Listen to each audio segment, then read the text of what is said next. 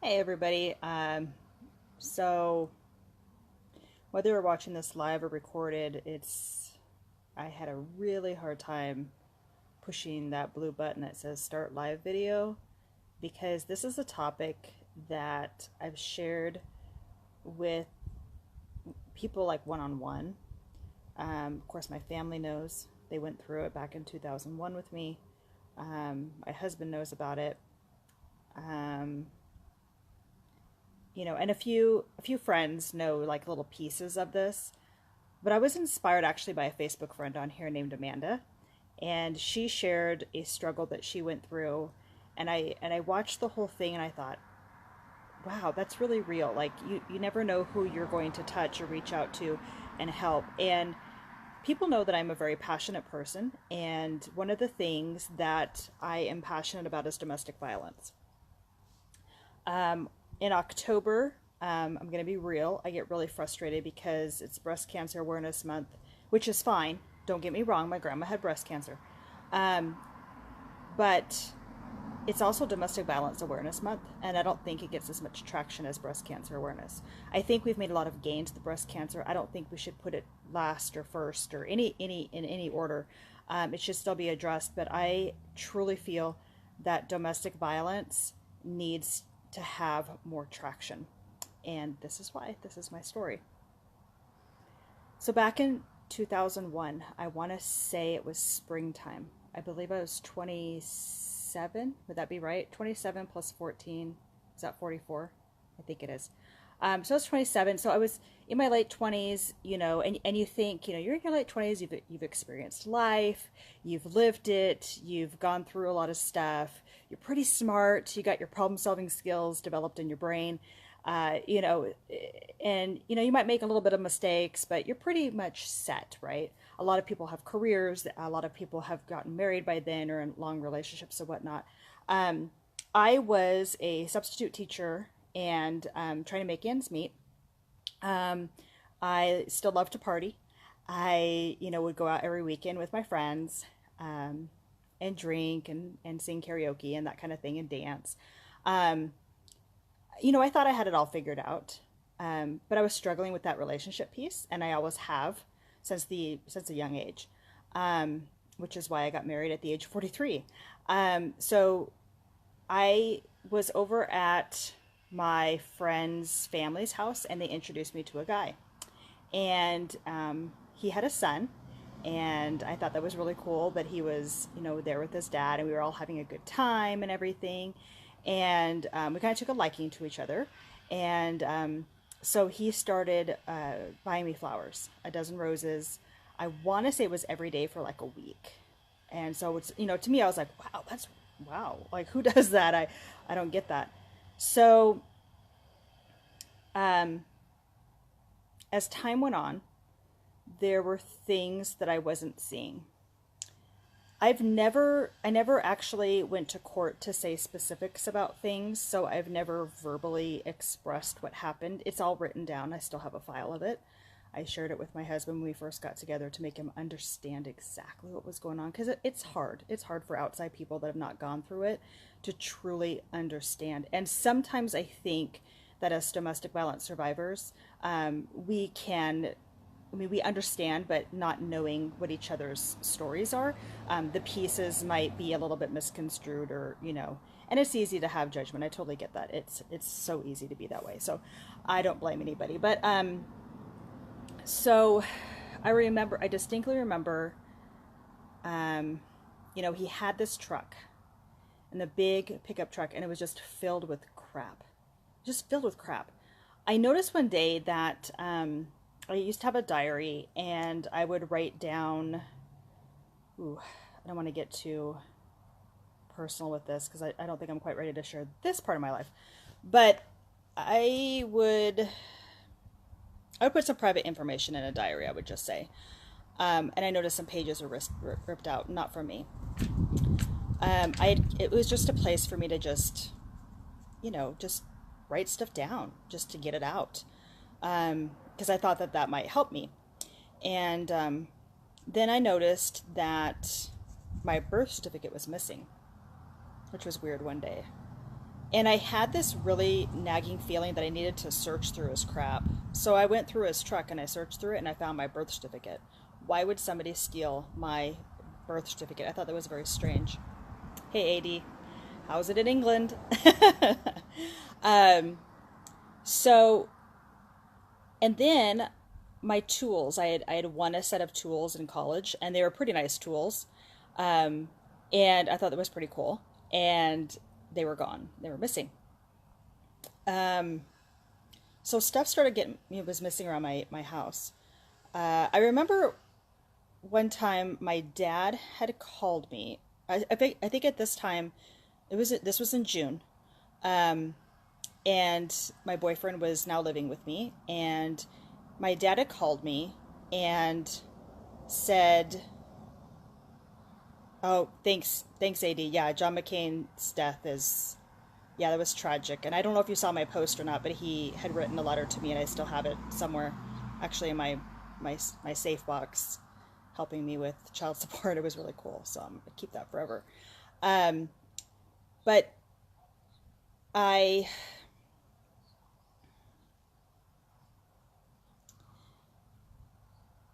it was June and he was living with me. My dad had called and really weirdly, this was odd because I'd never traveled back and forth. I was in Spokane, by the way.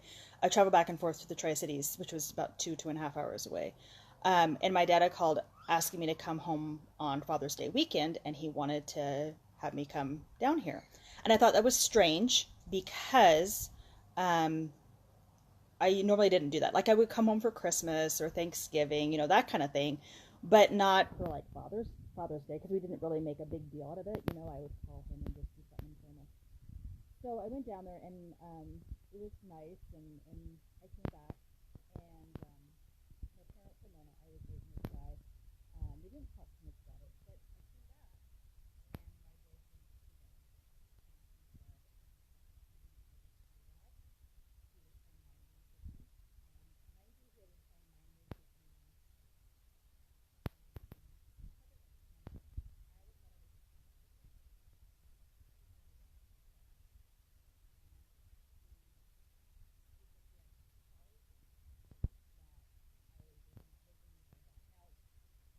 my boyfriend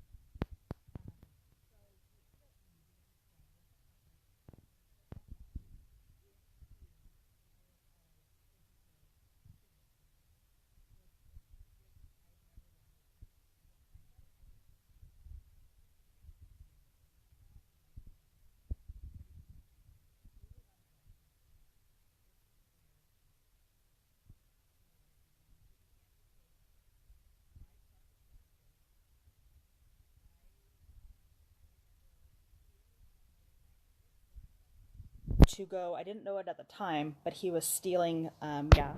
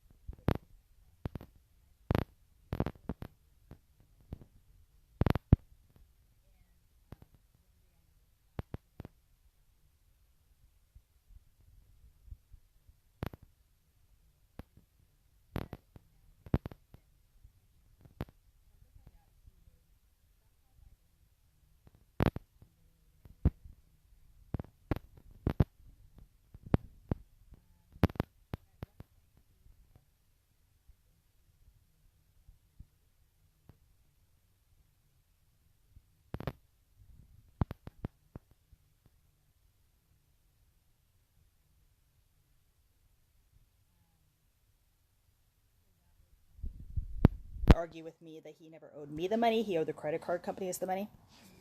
Um, that was never paid off. It's still out there to this day. Um, I, and like I said, a lot of people are listening to this going, well, why didn't you leave him and this and that? One part that you need to understand is that when you're in this kind of a controlling situation, these people are using these words and phrases and language that keeps you there. It's very hard to explain, but they reduce you down to almost nothing so that you don't feel safe to leave, that you feel that, and you don't know where to go or to turn, you feel stuck. So that's where I was at. Even as a strong person myself, I know a lot of you out there know me very, very well, that I'm a very strong person. And I know that's surprising, but he really did. He made me feel a couple inches tall. I made a post earlier too about, being comfortable in what I dress in, not being judged, being able to wear makeup and this and that. He would literally, when I put on lipstick, and I was just talking to my husband last night about this, when we would go over to his mom's house and hang out and stuff, he would on purpose kiss me so much that my lipstick would be gone, knowing that I couldn't reapply it because he didn't like the fact that I wore lipstick. That's a control thing. So anyways, back to this new house. There came a time, and I believe September 11th. Does everybody remember September 11th, 2001, Twin Towers? Okay. So I went to work that day.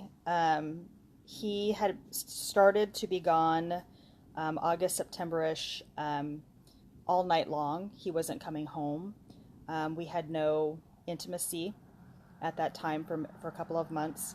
Because of course, you don't feel like it when you're not in a good spot. You're not happy. And he had been out all night, and I was sleeping, and he was telling me how that event was taking place, that the airplanes crashed into the Twin Towers. And and I told him I didn't care. And it was because more of him, not because of the event. So I had a lot of hatred towards him at this point. October 11th, 2001 was the day that I will never forget. It's the day that I found freedom. It's the day that I started to find myself back, but it's a day that is etched in my memory probably for the rest of my life. So October 11th, 2001, I needed to get up for work.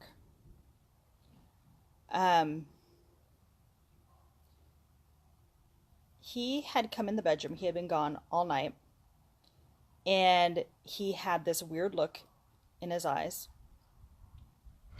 And he didn't seem like himself. Like he was starting to be different more and more the more time I lived with him. And I don't remember quite sure what started the argument. I think I was just frustrated. I was tired of him being gone, of basically stealing my truck. taking money, all this stuff that leading up, the mind games, this and that. I'd finally had it. I'm sure that I snapped and said something. Not saying it's my fault because it's not. And he slapped me across the face. I was so shocked by this. This was not the first time. Before, he had pushed me on the bed, and I had pushed him back, and he had grabbed my wrists. This is about a few weeks before this October 11th. I had broken a nail. I had red marks on my wrists, crying. The only place I knew where to run was his mom's house because he took my keys. Why I didn't call the cops? Probably because I doubted things and I wasn't quite sure what the hell was really going on.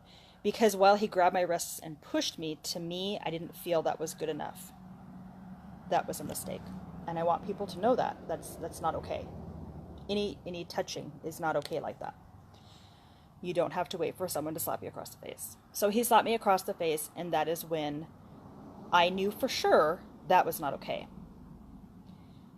So he had slapped me so hard that I went back on the bed, and I took my feet because he was coming towards me again, and I pushed him with both my feet with all my might. Now, supposedly, according to him and his family, I broke some ribs. I don't care. I ran into the bathroom and closed the door because I knew that would make anybody angry, right? At the time, I didn't know if I supposedly broke ribs. I just knew that I pushed him against the wall really hard. And I needed to get away. Sorry, there's a fly around here.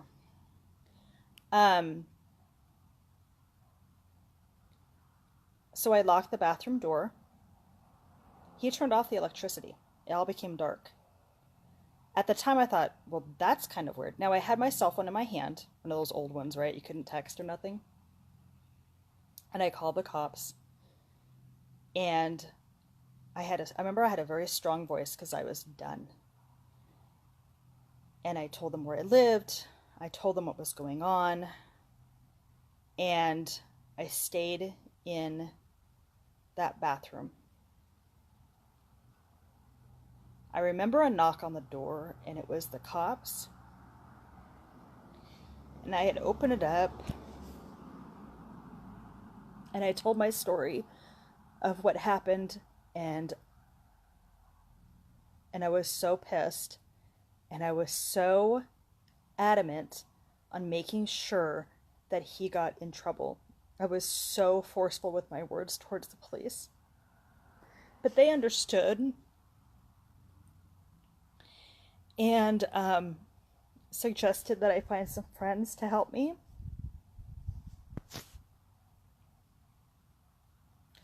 So they went to go find him. Because I knew he probably went to his mom's, because where else would he go?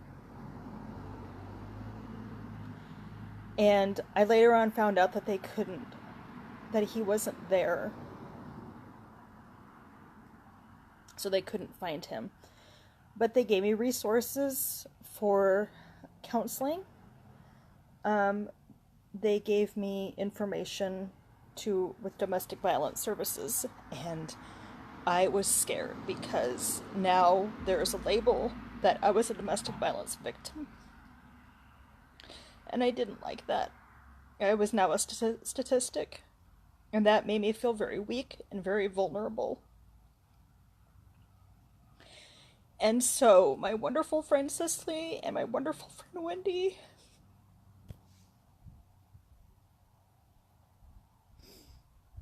they helped me get out of this situation and live with them with bare bones. I mean, they helped me pack so fast. I'm telling you, if you guys need to pack and you don't want to spend a lot of hours packing your house, I got tricks for you, because we moved me out within like a half an hour. We grabbed all my clothes and my bed and my dresser and everything, because I pretty much had everything in the house was mine. And I left him with nothing, and I didn't care. And they let me stay at his house, or their house, sorry. stuff because they didn't have a shed and we couldn't afford a storage unit, was out in the elements, and we tried to put tarps on things to make things safe. And that's how desperate I was. I stayed there for a while. He didn't end up contacting me. But because of the support of my friends and because I wasn't alone, I was able to be strong to not go back. There was one time I made a mistake of going back. And the cops were called. And they firmly told me it was not okay. Because, of course, he was going to behave himself. I will tell you this, though. Your body reacts to everything that you do to it. And when I finally got my own place and started my own life again in a stronger place, my cat that I had put to sleep last year, I think I posted about that, I had gotten her shortly after I left that situation. My brother got her for me. So she was part of my saving grace. But it was so hard last year to put her down. But I would shower and search out my hair and I remember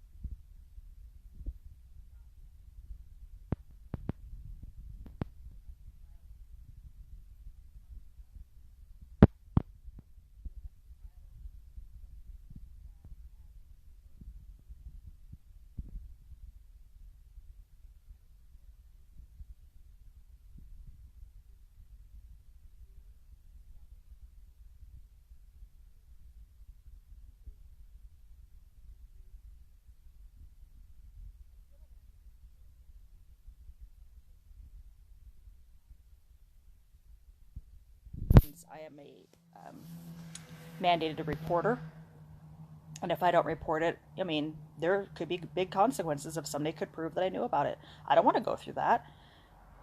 So I think to me, in that sense, it's a little bit easier. But to those of you who don't have that background, you need to be nosy. Check in with your friends, check in with your work friends, check in with people you don't consider friends. I don't care who they are. Check in with human beings. Bruises, a change in emotions, shutting down. These are things that I had that I wish somebody would have seen. A no care attitude all of a sudden, quiet, making excuses for things. Any kind of gut feeling you have about somebody that's sharing something in their life you need, try to do something. The best thing you can do, and the best thing that my great friends Cicely and Wendy did was just to be there for me. They didn't push me, but they were there. That's all I needed. That's all I needed. But we need to butt into people's lives if we think that they are being abused mentally or physically, because both of those are very real. And a lot of people that are being mentally abused are not necessarily going to be physically abused. Sometimes it's just the mental, which is harder to prove and harder to see, but it's not impossible. We need to stand up to this. We need to get this stopped. We have daughters, we have granddaughters, we have, and men too. Men can go through this as well. It's not just a woman problem, but we need to be involved. We need to butt in. We need to help each other out, because I'm one of the lucky ones. When I go to the domestic violence, what do they call it, down at Howard Amon Park here over in Richland, Washington, and they have silhouettes of people that have died from domestic violence. It increases every year. And I consider myself one of the lucky ones because I don't have a silhouette. And God forbid somebody that I know has a silhouette there. Just going there and seeing it just drives the passion even more. And it needs to stop. We need to educate our sons and our daughters about this, our grandsons, our granddaughters, everybody, that domestic violence is never okay. It's never okay. We can raise our voices sometimes, that's one thing, but to put hands on each other, to try to do what's called gaslighting, look that up, it's a real deal. To be narcissistic towards somebody, to blame people and not take responsibility, to play mind games, that shit's real. And we need to help each other out so that it doesn't continue. Anyways, thank you for listening to my story. I know it was on here for a long time. I apologize for crying. I hate emotions. I hate crying. But I want it to be real. So, anyways, I hope you guys have a great Sunday. Again, thank you for watching. I appreciate it. If you have stories, please share them if you feel comfortable enough. And be real and be authentic, and you never know who you might help. So, anyways, bye.